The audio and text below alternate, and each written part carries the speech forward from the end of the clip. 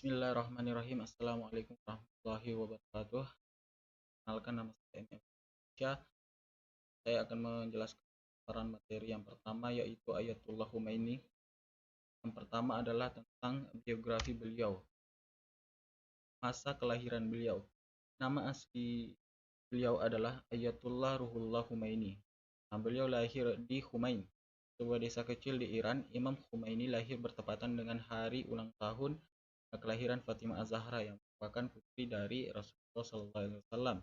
Ia merupakan bungsu dari 6 bersaudara. Keluarga Khomeini adalah keluarga Syahid Musawi, keturunan Nabi melalui jalur Iman Musa Al-Qasim pada awal abad ke-18. Keluarga ini bermigrasi ke India dan bermukim di kota Kirtul di dekat Lucknow di kerajaan Kodh. Ayah Imam Khomeini bernama Ayatullah Sayyid Mustafa Al-Mustafi Al-Khomeini. Kakeknya bernama Syed Ahmad Hindin. Leluhur Imam Khomeini memang berasal dari keluarga yang sangat religius. Baik ayah maupun kakeknya dikenal sebagai tokoh-tokoh agama yang disegani pada masanya. Berikutnya masa pendidikan beliau.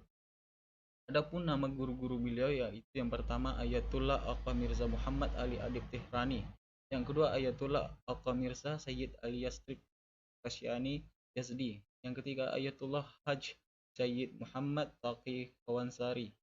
Keempat Ayatullah Haj Syekh Abdul Karim Hari. Adapun masa pendidikannya, semasa kecil Imam Khomeini mulai belajar bahasa Arab, syair Persia dan kaligrafi di sekolah negeri. Kemudian beliau belajar Al-Quran. Setelah belajar Al-Quran di umur 7 tahun, ia lalu belajar bahasa Arab pada Syekh Jafar, sepupunya dari pihak ayah, dan pada Mirza Mahmud. Dari situlah ia belajar Jami, Qadimat, buku pelajaran biasa tata bahasa Arab dan logika pada Haj Mirza Muhammad Mahdi. Lalu ia belajar tentang matematik, itu logika, pada ipar lakinya Haj Mirza Najafi. Sesudah itu ia belajar tata bahasa Arab dan sintaksis pada kakeknya Syed Muthada. Di tahun kemudian lebih dikenal dengan nama Ayatullah jadi bersama Aka Hamzah Allati mengajari kaligrafi. Mungkin itu yang dapat saya jelaskan. Assalamualaikum warahmatullahi wabarakatuh. Perkenalkan, nama saya Vidya Irma Amanda dengan NIM 201190070. Di sini saya akan melanjutkan penjelasan materi dari teman saya yaitu tentang Ayatullah Khomeini. Di sini saya mendapat bagian untuk menjelaskan tentang karir mengajar beliau. Baiklah, langsung saja. Imam Khomeini seorang pemikir orisinil dan mandiri sebagai filosof, sufi, faqih, dan teoretikus politik.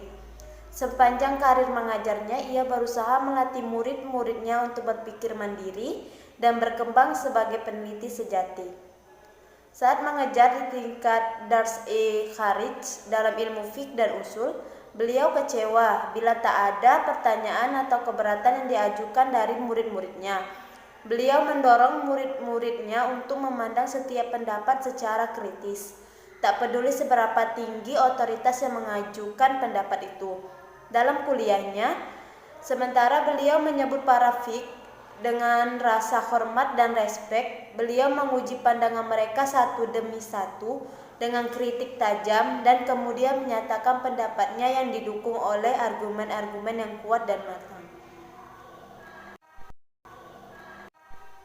Selanjutnya, pemikiran Imam Khomeini. Yang pertama, tentang kepemimpinan. Menurut Imam Khomeini, hanya seseorang yang telah mencapai tingkat fuqaha atau tingkat seorang faqih dan cakap dalam menggali hukum-hukum ilahi dari sumber-sumber yang sahih seperti Al-Quran dan hadis saja yang dapat menangani masyarakat Islam. Bagaimanapun juga, pemimpin masyarakat Islam harus membuat keputusan yang telah dibuat oleh Tuhan. Pemikiran Khomeini yang kedua yaitu tentang konsep politik. Menurut Imam Khomeini dalam bukunya, beliau memberi 3 poin yang penting yang disampaikan. Yang pertama yaitu kebutuhan akan terbentuknya dan terpeliharanya institusi politik Islam, atau dengan kata lain kebutuhan akan terbentuknya kekuatan politik sebagai tujuan-tujuan, aturan-aturan dan kriteria Islam. Yang kedua, tugas para ulama untuk membentuk negara Islam dan mengambil peran dalam bidang legislatif, eksekutif, dan yudikatif. Singkatnya, konsep pemerintahan yang dikehendaki Imam Khomeini adalah pemerintahan yang dikepalai oleh seorang faqih atau wilayatul al-faqih. Dan yang ketiga yaitu program kerja yang disusun Khomeini untuk membentuk sebuah negara Islam, termasuk standar-standar bagi reformasi yang dilandasi oleh penegakan aturan yang religius, dalam hal ini penegakan terhadap ajaran-ajaran Islam. Ketiga poin tersebut Khomeini diuraikan secara rinci dengan mengaitkan pembahasannya secara khusus atas negara Iran. Assalamualaikum warahmatullahi wabarakatuh.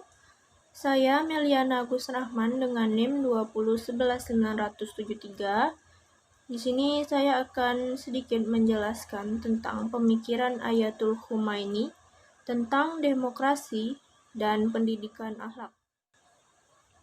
Jadi menurut Ayatul Khomeini, demokrasi menekankan adanya posisi rakyat dalam pemerintahan dan negara. Namun kekuasaan rakyat bukanlah kekuasaan yang mutlak, karena kekuasaan rakyat dibatasi oleh kekuasaan yang sesungguhnya, yaitu undang-undang dan peraturan-peraturan Islam. Lalu ada pendidikan akhlak. Menurut Khomeini ada 4 metode dalam pendidikan akhlak, yaitu penjernihan akal, penyucian hati atau jiwa, perbaikan perilaku, dan pemurnian amal. Jadi keempat metode ini harus dilakukan secara simultan. Jika tidak, maka akan mendatangkan guncangan hati dan tidak tercapainya tujuan pendidikan akhlak. Lalu ada karya-karya Ayatul Khomeini, ada 8, yaitu yang pertama Syardu al-Sahar, yang kedua Misbah al-Hidayah fi al-Khilafah wa al-Wilayah, yang ketiga Sihil Hadis, Syar Arba'in Hadis, yang keempat Syir atau Ashhar as-Salat atau Mi'raj as-Salikin wa Salat al. Yang kelima Adab as-Salat, yang keenam Kashf al-Ashar, yang ketujuh Tahril al-Wasilah, dan yang terakhir Al-Hukumah al-Islamiyah. Mungkin segitu saja yang dapat saya jelaskan.